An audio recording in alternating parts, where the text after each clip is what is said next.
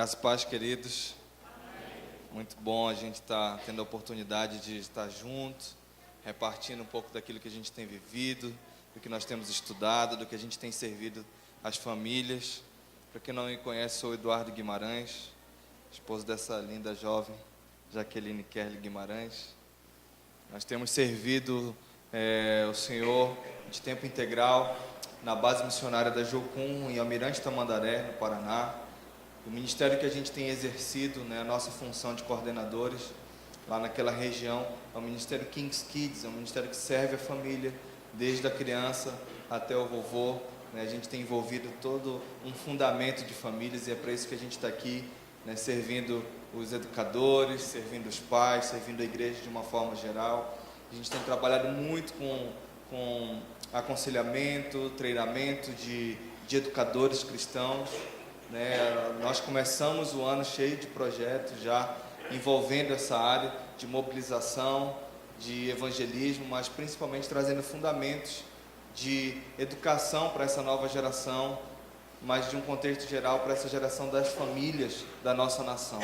E esse é o nosso alvo, que a nossa nação seja cada vez mais discipulada, para que haja um avivamento dentro das casas, para que haja um avivamento dentro do núcleo familiar. E a gente vai falar um pouco hoje sobre uma revolução familiar que Deus trouxe para nós. Deus ele trouxe algo assim muito profundo para ser vivido pelo ser humano. E todo o projeto que Deus trouxe para nós vivermos, ele tem fases específicas que você vê na Bíblia do que Deus tinha de objetivo maior. Todo o plano que Deus quis trazer para a humanidade, aplicar o plano dele, foi dentro do núcleo familiar. E a gente vai ver alguns pontos bem específicos sobre duas famílias, sobre duas situações aqui na Bíblia que a gente pode tirar de lição prática, que a gente pode traçar, pode escolher. E eu quero te fazer assim, pensar junto comigo. Uma meditação que a gente teve um tempo desse, eu fiquei meditando nessa circunstância de duas famílias e a trajetória delas que a gente enxerga na Bíblia. Então, a gente vai percorrer junto aí, e eu queria que você abrisse sua Bíblia, por gentileza. Nosso texto vai começar em Gênesis capítulo 1, versículo 25. Versículo 25, Deus fez os animais selvagens de acordo com as suas espécies, os rebanhos domésticos de acordo com as suas espécies, e os demais seres vivos da terra de acordo com as suas espécies. E Deus viu que ficou muito bom. 26, então Deus disse: façamos o homem à nossa imagem, conforme a nossa semelhança, e domine ele sobre os peixes do mar, sobre as aves dos céus, sobre grandes animais, sobre todos os pequenos animais que se movem rente ao chão. 27, criou Deus o homem à sua imagem, a imagem de Deus o criou, homem e mulher os criou. Então Deus ele criou um núcleo, e ele começou a partir dali um projeto grandioso que foi a família. Deus ele trouxe logo de cara algo precioso para nos chamar a atenção, que foi a formação da família. Então a Bíblia começa com família, e a gente tem falado de muitos assuntos interessantes e pertinentes aqui sobre esse núcleo do ser humano, essa união que foi gerada ali entre homem e mulher e a criação da família. Nós podemos falar aqui nesses dias sobre qual que é o papel do pai, qual que é o papel da mãe, o papel do casal, 7 necessidades básicas da criança, que são necessidades básicas do ser humano. Nós falamos disso aqui, falamos da tecnologia e a criança, e toda essa influência problemática que tem envolvido as famílias. E a família é algo precioso demais, por isso que a gente tem que ter uma atenção maior, uma atenção devida. A Bíblia não começa falando aqui da formação de uma igreja, ela começa falando da formação de uma família. A igreja é resultado de algo que deve ser vivido em casa, e a gente falou muito sobre isso aqui. Aquilo que começa no núcleo familiar, no cerne familiar. E aqui nós vamos expressar algo muito bom do reino de Deus, de acordo com aquilo que a gente vive em casa. E aí a família começa, né? Nós temos aí a família de Adão, que começou de uma forma muito interessante. Homem e mulher puros, não tinha nada de nenhum problema ali. E Deus deu tudo para o homem. Deus, ele forneceu relacionamento direto com Adão, deu um jardim para ele cuidar, deu trabalho para ele. Era um ambiente muito bom, muito favorável àquela primeira família. Então a família de Adão viveu assim, tinha tudo na mão, porque quem que era o pastor deles? Era o próprio Deus. Quem que dava direção? Era Deus. Deus visitava eles. Adão teve a oportunidade de dar direção plena ali, ele não tinha o que confundir ele. Deus, ele dotou Adão de sabedoria, de inteligência para dar direção, pôr limite, olhar para um animal e dizer o que é aquele animal. Ele tinha convicções plenas ali. Aí Deus, ele formou, né, a grande auxiliadora, a mulher, e aí começa toda a família naquela atmosfera de um lugar completo, um lugar cheio de liberdade, um lugar que tinha toda uma cobertura de Deus ali, segurança. Eu imagino que Adão não tinha problema com, assim, a hora que ele batesse fome, ele tinha que comer a hora que ele quisesse, e era tudo muito bom. Lá em Gênesis 3:8 fala que Deus, ele visitava na brisa da tarde, ia lá e visitava Adão, visitava o homem e a mulher, pregava para eles. Eu imagino que era um tempo muito precioso de comunhão, de relacionamento, porque Deus, ele tem um maior interesse, sempre teve o maior interesse de expressar na família um relacionamento profundo. A família que é gerada em Deus, ela tem algo muito precioso à disposição, que é relacionamento diário e profundo com Ele. E isso é para ser vivido continuamente, todos os dias. E lá fala que na hora da brisa suave tinha essa comunhão. Então quem era o pastor? Era o próprio Deus que pregava para eles.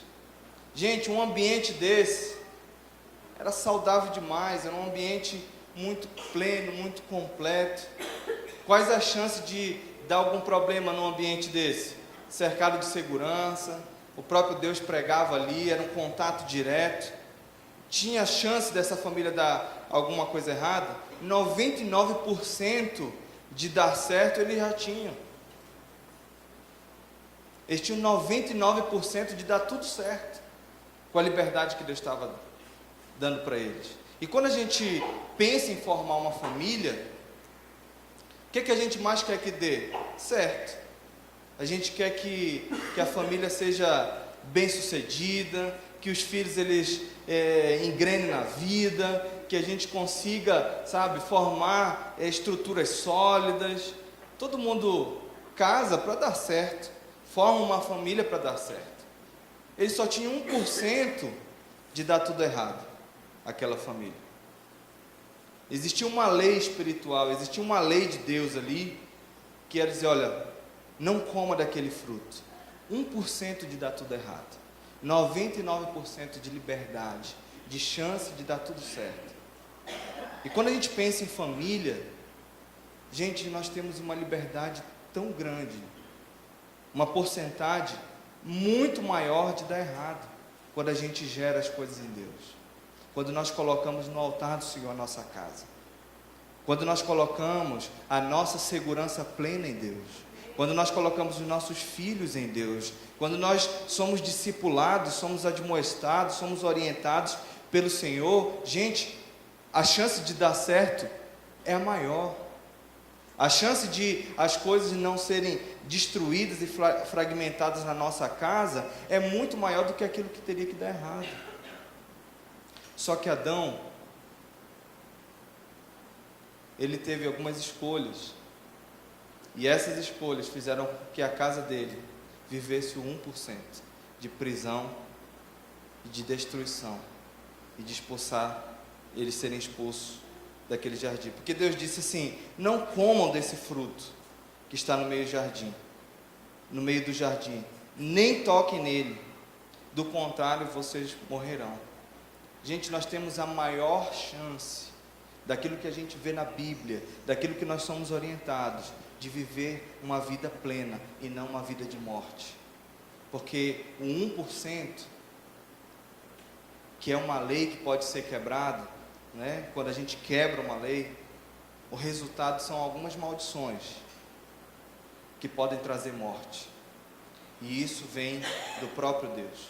Eu falei aqui um pouco sobre isso.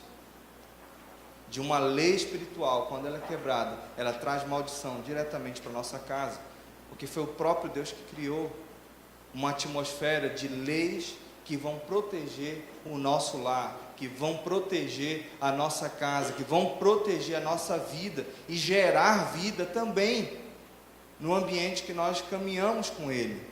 Então, uma lei espiritual, algo que Deus define: olha, não faça isso, isso daqui não vai ser bom para você. Nós temos que olhar para aquilo e saber que aquilo é uma proteção para que eu viva total liberdade. Lei é para isso. Para quem não esteve aqui, eu falei um pouco sobre lei de trânsito. Quando uma lei, para que existe lei de trânsito? Para que a gente tenha mais liberdade e segurança de ir e vir. E quando uma lei é quebrada, a gente sofre algumas consequências, como algumas leis de trânsito são quebradas. Avançamos o sinal, batemos em alguém. São situações nocivas que trazem uma agressão. Um exemplo de lei, quando é quebrada, né, traz um resultado. Então Deus, Ele tem as leis dele, que Ele deixou para nós vivermos. E com a família não é diferente. Existem leis para as famílias que vão trazer liberdade plena e uma comunhão intensa com Deus. Só que na família de Adão não foi assim. Mesmo ele vivendo a provisão, mesmo ele vivendo num clima bom, ele teve que ser retirado daquele lugar quando ele quebrou uma lei, quando ele escolheu traçar um caminho que foi nocivo para a casa dele, que foi nocivo para todo um ambiente que ele poderia viver de liberdade. Eu fico imaginando, se Adão não fosse expulso do jardim, como que seria a construção dessa família? Como que seria o ambiente se Adão não escolhesse colocar em xeque a casa dele ali? Como que seria se ele não fosse escolher fazer o próprio desejo? Se ele pegasse o caminho e dissesse: não, eu estou agora aqui, tenho a escolha de não comer desse fruto, de não pegar esse caminho de quebra de lei. Deus, ele disse que não era para fazer isso. Poderia ter sido diferente a história da casa de Adão, se ele resolvesse dizer assim: não vou fazer o meu desejo, a minha vontade. Muitas vezes, quando nós pegamos um caminho de fazer o nosso desejo, de fazer a nossa vontade, aquilo que eu quero, e não aquilo que Deus disse que tem que ser feito, são os caminhos mais nocivos que nós temos. Nós sabemos quais são os momentos que nós fragilizamos a nossa casa, quando nós resolvemos fazer o nosso desejo e não a vontade de Deus. Quando nós resolvemos pegar um caminho de dizer assim: não, agora é a minha vontade, não, agora é aquilo que eu penso, e não aquilo que Deus está dizendo que tem que ser feito.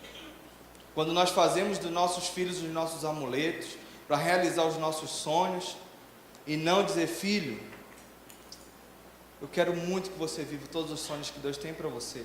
Estimular nossos filhos a descobrirem a essência de quem Deus é, de serem discipulados por aquilo que nós ouvimos de Deus, e estimular nossos filhos a ouvirem também a voz de Deus, e eles pegarem um caminho de descobrirem a sua vocação, a sua identidade, propósito de vida. Família é para isso, e Deus quer que a gente viva toda essa vontade dele. Qual foi o resultado na família de Adão? Prisão, né? Porque tiveram que sofrer consequências terríveis ali. Mais tarde, os filhos de Adão, aconteceu o quê? Um assassinato, mais uma desgraça na família de Adão. Já foram expulsos do paraíso, e aí depois acontece mais assassinato, mais imagina a atmosfera que ficou ali quando Caim matou Abel. Então foi uma família que, apesar de ter 99% de dar tudo certo, deu tudo errado. 1% que deu tudo errado. O caminho foi negativo para eles. Aí termina, vamos pensar assim, né? Começou o Antigo Testamento com uma família. Deus, ele sempre tem um propósito com a família. Aí inicia o Novo Testamento com o quê? Outra família. Inicia o Novo Testamento, Deus assim mostrando um novo projeto, né? Um ambiente aí de uma criação de uma outra família, que está lá em Mateus 1, 20 ao 24. E aí vem a formação de uma nova família. Um novo ambiente surge. E eu achei muito curioso esses dois momentos e a realidade dessas duas famílias. Versículo 20 do capítulo 1 de Mateus. Diz assim: mas, depois de ter pensado nisso, apareceu-lhe um anjo do Senhor em sonho e disse: José, filho de Davi, não tema receber Maria como sua esposa, pois o que nela foi gerado procede do Espírito Santo. Ela dará luz a um filho, e você deverá dar-lhe o nome de Jesus, porque ele salvará o seu povo dos seus pecados. Tudo isso aconteceu para que se cumprisse o que o Senhor dissera pelo profeta: a virgem ficará grávida e dará à luz um filho, e lhe chamarão Emanuel, que significa Deus conosco. Ao acordar, José fez o que o anjo do Senhor lhe tinha ordenado e recebeu Maria como sua esposa. Então, começa o Novo Testamento com uma nova família, com uma nova formação de núcleo familiar. E novamente, Deus está fazendo o quê? Ele está querendo cumprir um propósito. Novamente, Deus está formando, né, um casal, juntando um casal ali e falando diretamente para eles, com o envio do anjo. Agora imagina, né? Que chances essa família tinha de dar certo? Qual que seria a porcentagem dessa família dar certo? Porque um anjo aparece e aí fala para José que essa mulher está grávida e que ele tinha que dar o nome e assumir ela como esposa. Ele tinha que dar o nome para a criança e assumir ela como esposa. É fácil uma situação dessa? Como que será que gira a cabeça de um homem numa situação, alguém, né, que estivesse aí prestes a casar, e aí a noiva engravida, e um anjo vem e diz assim: como é que seria a sua cabeça hoje? Seria meio complicado de administrar. Tem que ter realmente muito relacionamento com Deus para administrar uma situação dessa. Então José teve que fazer o quê? Tomar ela como esposa, e foi lá e ainda deu o nome do filho, e assumiu, e ele criou Jesus. Quais as chances dessa família dar certo? Quais as chances de dar errado? 100% tinha de dar errado. Por quê? Porque ele não gerou aquele filho. Diante da sociedade ele tinha que dizer que um anjo que apareceu e disse que a esposa dele ia ficar grávida. Sofreram perseguição, tentaram matar depois aquela criança. Eles não tinham onde se hospedar, né? Não tinha um lugar VIP, uma maternidade top para aquele filho nascer. Não tinha um ambiente desse, né? Não tinha nada favorável. Não existia nada favorável naquele ambiente daquela família. A chance de dar certo, na minha concepção, seria nenhuma, sabe? Porque até para nascer aquela criança num lugar sujo, um ambiente que não era, sabe, era um lugar rústico, poderia até aquela criança pegar uma infecção e morrer. E aí depois que aquela criança nasce, sem conforto nenhum, ainda sofre uma perseguição, ainda sofre todo um processo de que aquela família não ia ter continuidade. Então, em olhos naturais, muitas vezes aquilo que a gente enxerga de uma forma natural, parece que vai dar errado. Mas Deus, Ele sabe qual que é o melhor plano para o cumprimento do propósito dEle. E Deus, Ele cumpriu o propósito que Ele tinha na família de José e Maria. Jesus, Ele trouxe influência para nós? Claro que trouxe, né? Nós somos resultados de que essa família deu certo. Então, mesmo com a porcentagem de dar tudo errado, deu certo. Muitas vezes aquilo que a gente enxerga que vai dar tudo errado, quando nós colocamos o fundamento em Deus, a gente passa a ser bem sucedido. E sabe qual que foi o segredo, né? Quando você compara as duas famílias, você vai dizer, poxa, mas qual que foi o segredo? Já que uma tinha tudo para dar certo, né? A família de Adão era a família que mais tinha chance de dar certo, que mais ia fazer sucesso na Bíblia, digamos assim, né? A história de Adão. Aí a família de Jesus, ali a gente vê a história de Jesus, mas no início da família, o fundamento, quando a família começa, é complicado pensar que poderia dar certo daquela forma. Mas deu certo, porque eles tinham fundamento. Então a família de Adão, eles foram expulsos do paraíso, eles suaram muito a camisa para conquistar o que eles precisavam conquistar, para poder se alimentar depois. Eles tiveram muitas dores emocionais e físicas. Emocionais quando perderam um filho, aí veio toda uma dor física, um desgaste muito maior que eles não precisavam passar. Uma história que era favorável, mas termina de uma forma desgastante, a família de Adão. E a família 2 de Jesus, onde nada era favorável, onde tudo era limitado, tinha a chance de dar errado, cientificamente era impossível aquela família dar certo, deu certo. E qual que era a diferença que tinha nas duas famílias?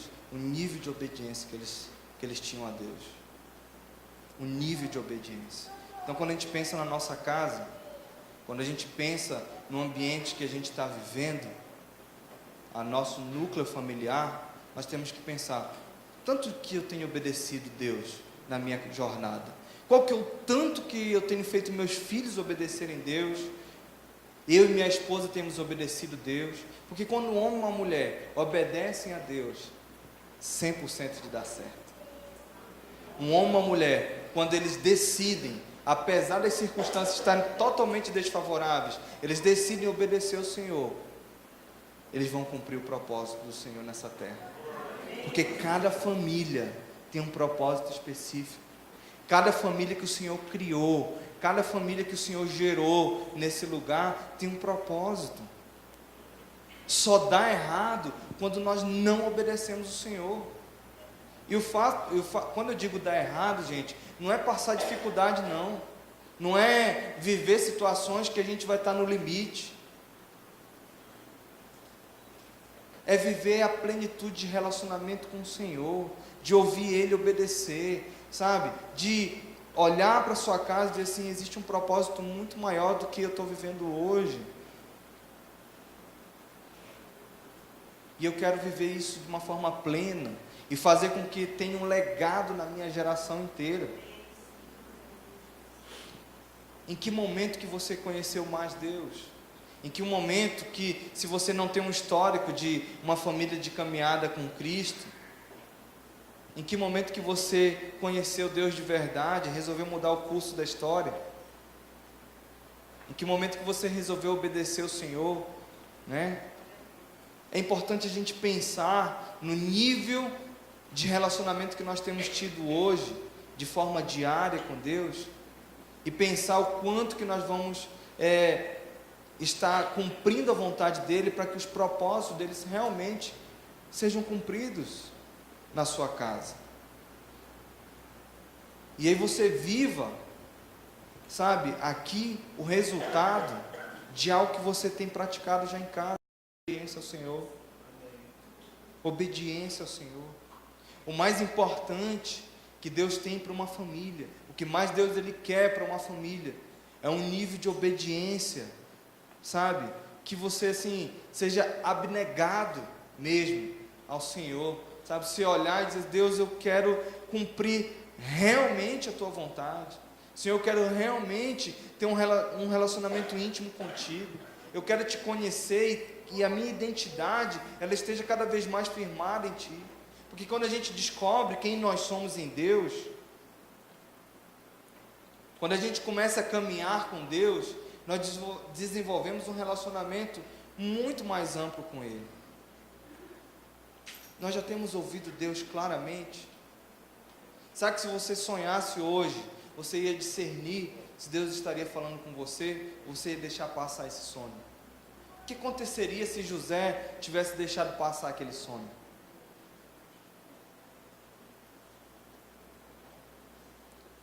Não é? José não deixou passar aquele sonho, porque com certeza ele tinha relacionamento com Deus. Então um homem de Deus, ele sabe o que ele quer, ele obedece o Senhor com facilidade, quando ele tem relacionamento com Deus, que foi o que José viveu. Ele foi lá em Maria e assumiu o comprometimento, porque ele tinha relacionamento com Deus. E uma das coisas muito importantes nos nossos relacionamentos, dentro da nossa casa, é o nível de compromisso que nós firmamos dentro de casa, com as nossas esposas, o nível de compromisso que nós temos com nossos filhos, quando nós escolhemos não desistir por coisa alguma, por bobeira, por imaturidade. A gente falou muito isso aqui, sobre as inseguranças que nós geramos muitas vezes na vida dos nossos filhos, quando nós não somos pessoas comprometidas, quando nós temos dificuldade de, sabe, no relacionamento com Deus, e nós fragilizamos muitas vezes a nossa casa, negociando valores, porque quando nós obedecemos o Senhor, os valores eles passam a ser, os valores do reino, eles passam a ser plenos na nossa casa. E aí nós pegamos o caminho de não negociar aquilo que o Senhor tem nos dado, porque todos nós amamos Deus, nós amamos Deus, nós queremos ter uma vida cada vez mais agradável ao Senhor, mas mesmo nós amando,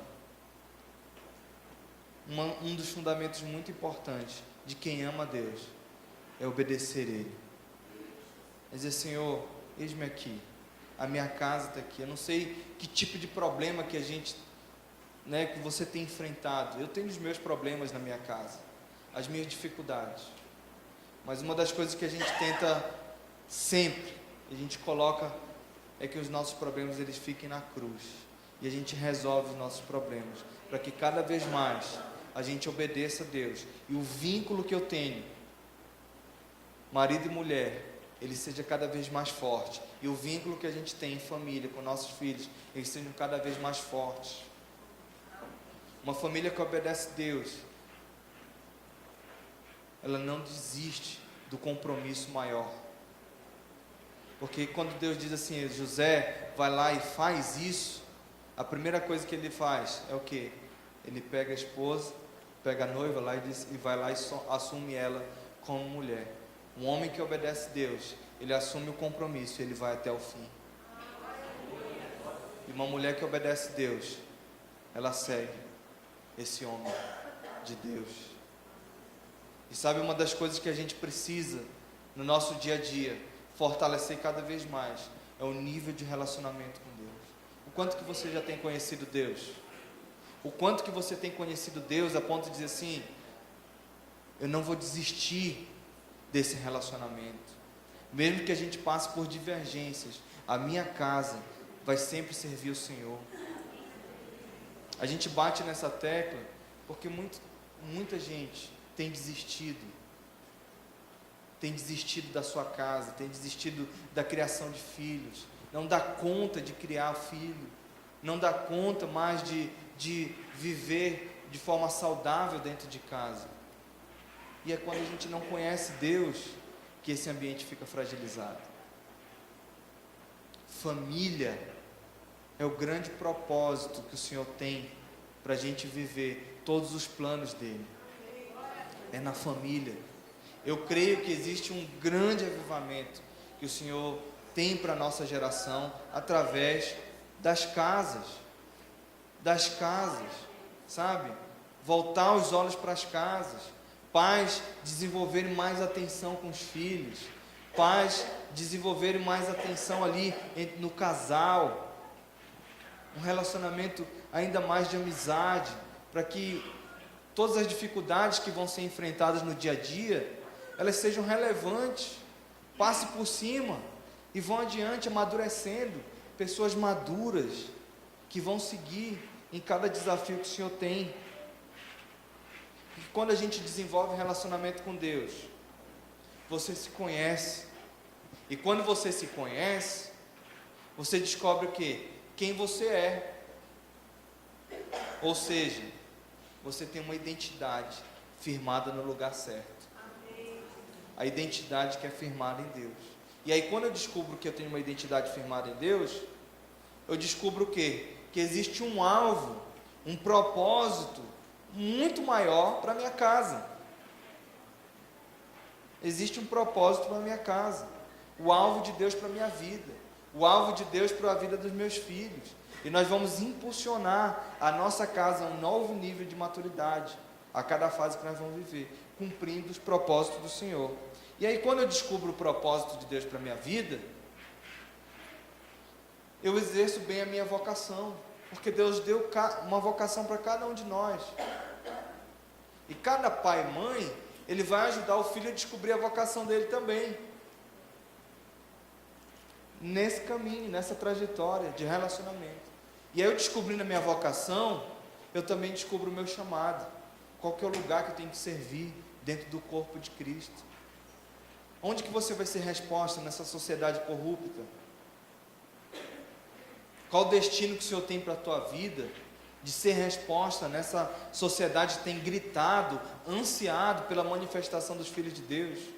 Pessoas com propósito, família com propósito, traz avivamento no lugar que você está, no trabalho, na escola, filhos que são exemplo, pais que exercem sua vocação sem negociar os valores, porque é isso que o filho quer ver, o tanto que a gente tem vivido de Deus, para ele seguir também, porque eles são resultado daquilo que nós vivemos em casa. Numa sociedade corrupta, e a gente que está lá em Curitiba, tem um grande, está no Mirante Tamandaré, que é próximo de Curitiba, um grande movimento de toda essa operação Lava Jato aí da Petrobras. Aí você vê as vans passando com corrupto para um lado, para o outro, e às vezes eu fico pensando lá em casa, eu disse, rapaz, parece até que o problema é só ali, né? Outro dia eu estava pensando, com gente discutindo, e aí você vê todo o movimento nas ruas, quem quer ir e tal, o pessoal faz o movimento, é interessante por um lado e tal, mas quando você para pensar um pouquinho mais, a gente sabe que o problema não está em Brasília, a gente sabe que o problema não está na Petrobras, isso daí é só resultado de toda uma cultura corrupta que nós vivemos, de valores invertidos, de quando o pai chega no filho e diz assim mesmo, olha, se você for para a escola, você vai ganhar isso aqui, e aí você começa a ensinar a corrupção para a vida de uma criança, e aí quando ele chega na vida adulta, que ele estiver trabalhando numa repartição pública, que oferecerem lá algo que vai beneficiar ele vai negociar, Agora, quando a gente tem relacionamento com Deus pleno, quando a gente sabe quem nós somos, quando nós sabemos quem nós somos em Deus, nós não vamos negociar os valores da nossa casa, porque quando a gente começa a negociar, e a gente vê a nossa casa com um monte de turbulência, posturas completamente erradas de nossos filhos, a gente não sabe por que é, aí a gente tem que rever onde foi que a gente fragilizou a coisa, onde foi que a gente negociou alguma coisa, onde foi que a gente negociou a nossa fé, onde foi que a gente negociou o nosso caráter. Homens e mulheres de Deus, que precisam hoje ser uma referência nessa geração. Eu creio que Deus ele tem assim mobilizado famílias a se prepararem para muitas coisas que vão acontecer depois de 2020. A gente estuda muito a mudança de gerações a cada 5 anos. Após 2020, a gente vai precisar de uma igreja cada vez mais curada e amadurecida para receber muita gente destruída, que tem gritado hoje por uma liberdade, sabe? Muita gente que vai chegar abalada, com as estruturas abaladas. E quem que vai ser a referência para essa geração abalada? Quem que vai ser a referência para esse povo que tem gritado pela manifestação dos filhos de Deus? São as famílias, homens que vão revelar a essência da paternidade de Deus, mulheres que vão revelar a essência da maternidade de Deus, porque Deus ele é Espírito, e Ele revelou em cada um de nós uma essência do caráter dele, para nós comunicarmos a paternidade como homens, e comunicarmos a maternidade de Deus como mulheres de Deus. E aí, quando Ele fez homem e mulher, o maior interesse de Deus em comunicar essa essência dele, na imagem, né? A essência que é a semelhança, Ele quis comunicar isso na imagem que somos nós, homens que vão revelar a paternidade e mulheres que vão revelar a maternidade de Deus. E para isso é necessário uma família. Então, qual que é o objetivo da família? Em obediência ao Senhor, comunicar o caráter dele. É por isso que Satanás tem um grande interesse de fragilizar e fragmentar e destruir cada vez mais a família.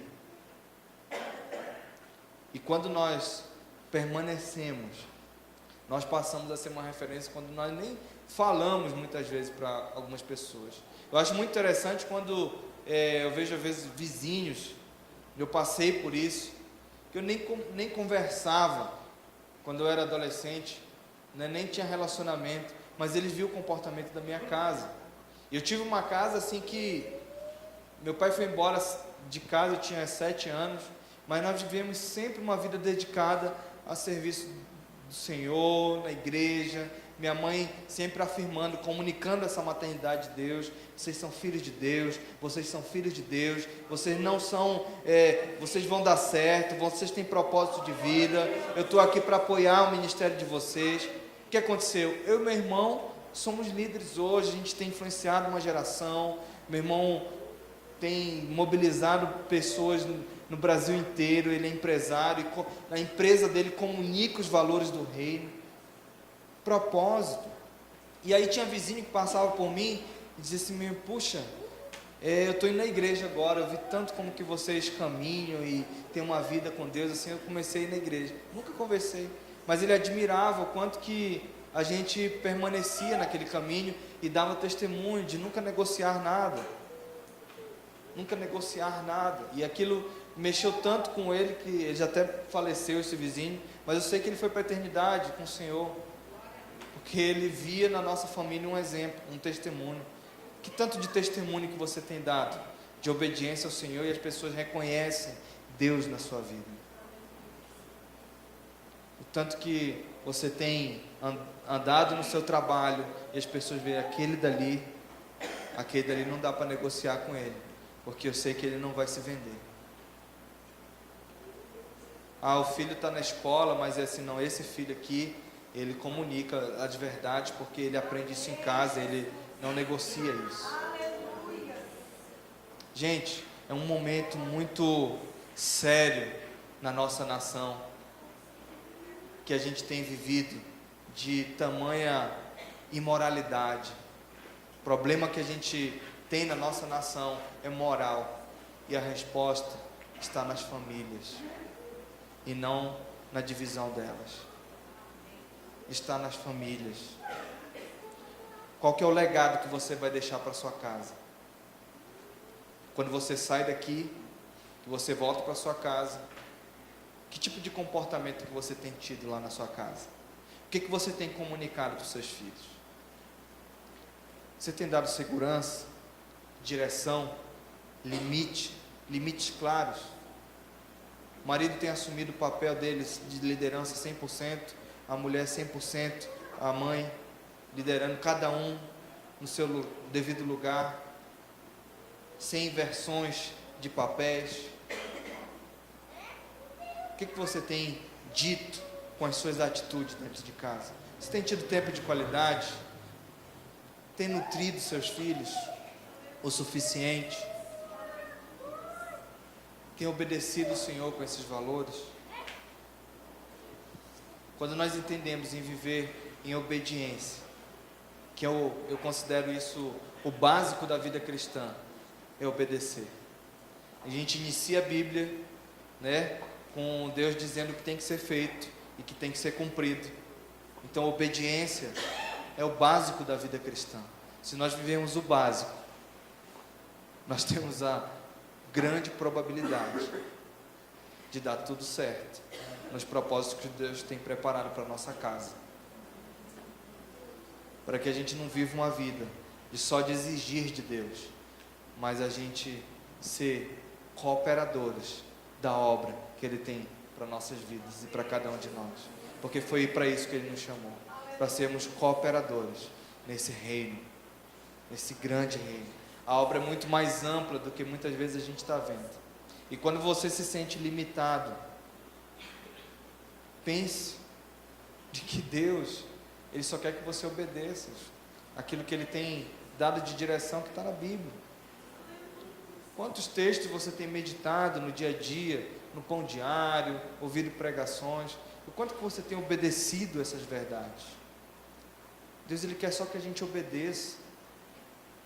Porque ou eu vivo hoje o que o Senhor disse que é para ser vivido, ou eu obedeço para viver hoje o que Deus me chamou para ser vivido, ou daqui a 30 anos, depois de muita desobediência.